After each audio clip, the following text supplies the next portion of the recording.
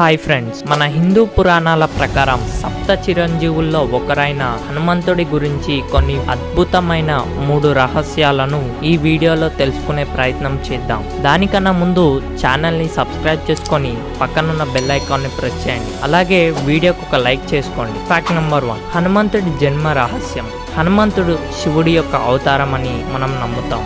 బ్రహ్మదేవుని స్వర్గపు ఆస్థానంలో ఉన్న అంజన అనే ఒక సుందరమైన స్వర్గపు వనదేవత. ఆమె ప్రేమలో ఉన్నప్పుడు ఆమె ముఖం కోతిగా మారుతుందని ఒక ఋషి నుండి శాపాన్ని ఎదుర్కొంటుంది. ఆమె కష్టాలను తొలగించే ప్రయత్నంలో బ్రహ్మదేవుడు ఆమెని పునర్జన్మను సృష్టిస్తాడు. కోతుల రాజైన కేసరి అంజనాతో ప్రేమలో పడి వివాహం చేసుకున్నారు. ఒకరోజు అంజనాదేవి శివుడి కోసం తపస్సు చేస్తుంది. ఆ తపస్సుకు శివుడు ప్రసన్నుడై శివుడు తన కుమారుడిగా జన్మిస్తాను అని వరంతో పాటు తనకు ఉన్న శాపాన్ని తొలగిస్తాడు. అయితే ఒకరోజు దశరథ మహారాజు పుత్ర సంతానం కోసం యాగం జరిపిస్తాడు. ఆ యాగానికి ఫలితంగా పాయసాన్ని ప్రసాదంగా తన 3 భార్యలకు ఇస్తాడు. ఆ పాయసంలో కొంత భాగం వాయుదేవుడు ఒక కాకిగా మారి గాలిలో ఎగురుకుంటూ ఆ పాయసాన్ని శివుని ధ్యానంలో ఉన్న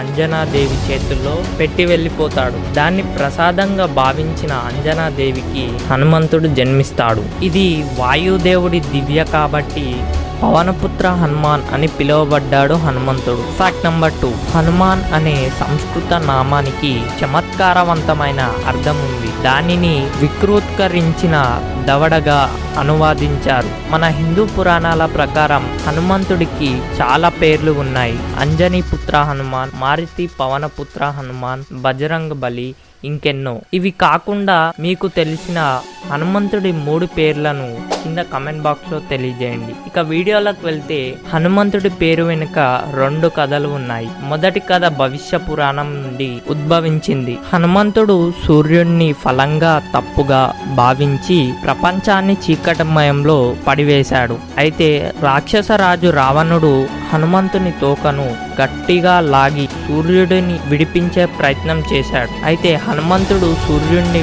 వదలడానికి నిరాకరించాడు. హనుమంతుడి తోక పట్టుకున్న రావణునితో యుద్ధం చేశాడు. దీనికి విసిగిపోయిన రావణుడు తప్పించుకునే ప్రయత్నంలో హనుమంతుడు అడ్డుకుంటాడు. ఆ సమయంలో రావణుడి తండ్రి అయిన విష్ణుడు ప్రత్యక్షమై వేద మంత్రాలతో హనుమంతుణ్ణి శాంతి చేస్తాడు. ఈ సంఘటన తర్వాత అంజనా కుమారుడు హను మానవుడిగా మారాడు. ఎందుకంటే అతను తన పిడికిలితో రావణుడి దవడని కొట్టడానికి ప్రయత్నించాడు. ఇక రెండవ కథ విషయానికి వస్తే హనుమంతుడు సూర్యుడిని ఫలంగా భావించినప్పుడు ప్రపంచం చీకటిమయంలో పడుతుంది. ఇది గమనించిన ఇంద్రదేవుడు తన వజ్ర ఆయుధంతో హనుమంతుడి దవడ మీద కొడతాడు. అప్పటి నుంచి హనుమాన్ అని పిలువబడ్డాడు. ఫ్యాక్ట్ నెంబర్ 3, హనుమంతుడి విగ్రహాలకు చందనం ఎందుకు ఉంటుందో గమనించారా?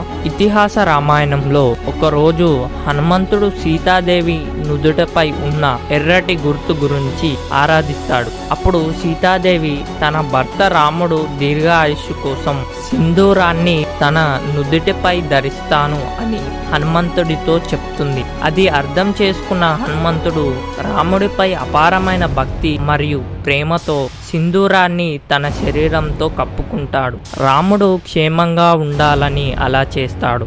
అందుకే ఇలా హనుమంతుడి సాంప్రదాయ విగ్రహాలను సింధూరంతో అలంకరిస్తారు. హనుమంతుడి సింధూరాన్ని ధరించడం వల్ల ఒకరి కోరికలు నెరవేరుతాయని మన హిందూ పురాణం ప్రకారం నమ్ముతారు. ఛానల్ని సబ్స్క్రైబ్ చేసుకొని మీ ఫ్రెండ్స్ అండ్ ఫ్యామిలీస్కి షేర్ చేయండి.